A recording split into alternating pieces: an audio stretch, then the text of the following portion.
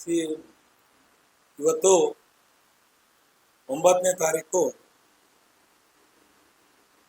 ದಾವಣಗೆರೆ ದಕ್ಷಿಣದ ಉಪಚುನಾವಣೆ ಬಹಳ ಬಿರುಸಿನಿಂದ ಆಯಿತು.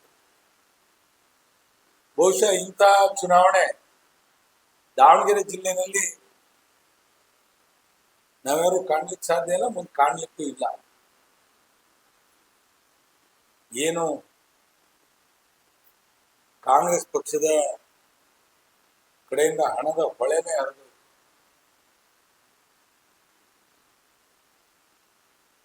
ಇನ್ನು ಮತದಾರರು ಕೊನೆ 5:30ವರೆಗೂ ನಮಗೆ ಹಣ ಬಂದಿಲ್ಲ ಅಂತೇಳಿ ವೋಟ್ ಹಾಕೋದನ್ನು ಕೂಡ ಹೋಗ್ಲಿಲ್ಲ. ಎಷ್ಟೋ ಬೂತ್ಗಳಲ್ಲಿ ಎಂತ ವಿಪರ್ಯಾಸ.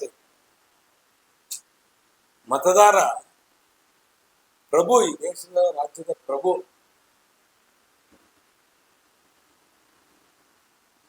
ಮತ ಅಂದ್ರೆ ಅಂಬೇಡ್ಕರ್ ಅವರು ಬಹಳ ಚೆನ್ನಾಗಿ ಹೇಳಿದ್ದಾರೆ, ಅದ್ರ ಬಗ್ಗೆ ವಿಶ್ಲೇಷಣೆ ಮಾಡಿದ್ದಾರೆ. ಮತ ಅಂದ್ರೆ ಬಹಳ ಗೌರವ ಇದೆ. ಮತ ಅಂದ್ರೆ ಅದು ನಮ್ಮ ಮನೆಯ ಮಗಳಿದ್ದಂತೆ ಅಂತ ಹೇಳಿದ್ದಾರೆ.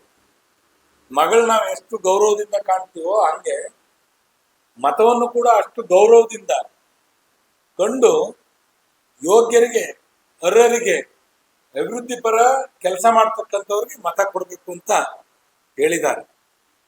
ಆದ್ರೆ ಇವತ್ತಿನ ಪರಿಸ್ಥಿತಿ ಏನಾಗಿದೆ? ಮತದಾರ ಅಭಿವೃದ್ಧಿಗೆ ಮನಸ್ಸು ಸೋಲಿಲ್ಲ, ಕ್ಷೇತ್ರದ ಹಿತಕ್ಕಾಗಿ ಕೆಲಸ ಮಾಡ್ತಕ್ಕಂಥವ್ರಿಗೆ ಮನಸ್ಸು ಸೋಲಿಲ್ಲ. ಆದ್ರೆ ಹಣಕ್ಕೆ, ಆಮಿಷಕ್ಕೆ ಮನಸ್ಸು ಸೋತಿದ್ದಾರೆ. ಇದು ದುರ್ದೈವ.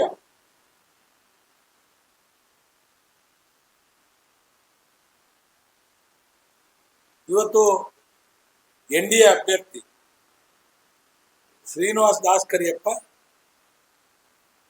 ಒಬ್ಬ ಶ್ರಮಿಕರ ಕುಟುಂಬದಿಂದ ಬಂದಂತ ಹುಡುಗ. ಇವತ್ತು ಎಲ್ಲರೂ ಕೂಡ ಅವನಿಗೆ ಅವಕಾಶ ಕೊಡಬೇಕು ಅಂತ ಬೆಂಬಲಿಸಿದ್ದಾರೆ ಅಂತ ನಾನು ಭಾವಿಸಿದ್ದೇನೆ. ವಾತಾವರಣ NDA ಅಭ್ಯರ್ಥಿ ಪರವಾಗಿದೆ.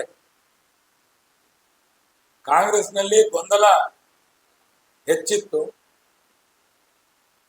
ಹಣದ ಹೊಳೆ ಹರಿತು. ಆದರೆ ಕಾಂಗ್ರೆಸ್ಗೆ ಮತದಾರ ಪಾಠ ಕಲಿಸ್ತಾನೆ ಅನ್ನೋ ವಿಶ್ವಾಸ ನಮಗಿದೆ. ಏನೋ ಅಪೇಕ್ಷಿತರು NDA ಅಭ್ಯರ್ಥಿ ಆಗಬೇಕು ಅಂತ ಅಪೇಕ್ಷಿತರು ಏನಿದ್ರು ಎಲ್ಲರೂ ಸಂಘಟಿತವಾಗಿ ಈ ಬಾರಿ ಚುನಾವಣೆ ಮಾಡಿದ್ದಾರೆ. ಯಾರು ಒಳಪೆಟ್ಟನ್ನ ಕೊಟ್ಟಿಲ್ಲ. ಪ್ರಾಮಾಣಿಕವಾಗಿ ಅವರವರ ಜವಾಬ್ದಾರಿಯನ್ನು ನಿರ್ವಹಣೆ ಮಾಡಿದ್ದಾರೆ. ಅಭ್ಯರ್ಥಿ ಗೆಲುವಿಗೆ ರಾಜ್ಯದ ನಾಯಕರುಗಳು, ಬಿಜೆಪಿಯ ರಾಜ್ಯದ ನಾಯಕರುಗಳು, JDS ನ ಕೇಂದ್ರ ಸಚಿವರು ಮಾನ್ಯ ಕುಮಾರಣ್ಣ ಅವರು ಆದಿಯಾಗಿ ಎಲ್ಲರೂ ಬಂದು ಭಾಗವಹಿಸಿ ಅಭ್ಯರ್ಥಿಯ ಪರವಾಗಿ ಮತದಾರ ಮನವೊಲಿಸಿದ್ದಾರೆ.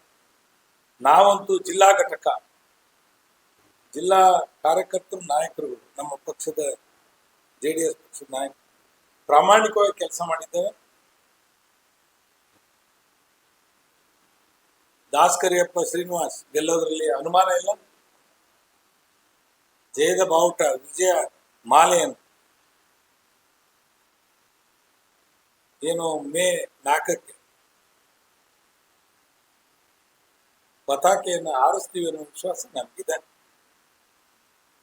ಈ ಚುನಾವಣೆಯಲ್ಲಿ ಶ್ರಮಿಸಿರ್ತಕ್ಕಂಥ ಎಲ್ಲ ನಾಯಕರುಗಳಿಗೆ, ಎಲ್ಲ ಕಾರ್ಯಕರ್ತರುಗಳಿಗೆ ಮತ್ತು ಮತದಾರರಿಗೆ, ಮತದಾರ ಪ್ರಭುಗಳಿಗೆ ನಾನು JDS ಪಕ್ಷದ ವತಿಯಿಂದ ಕೃತಜ್ಞತೆಗಳನ್ನು, ಧನ್ಯವಾದಗಳನ್ನು ಅರ್ಪಿಸಲಿಕ್ಕೆ ಬಯಸ್ತೇನೆ.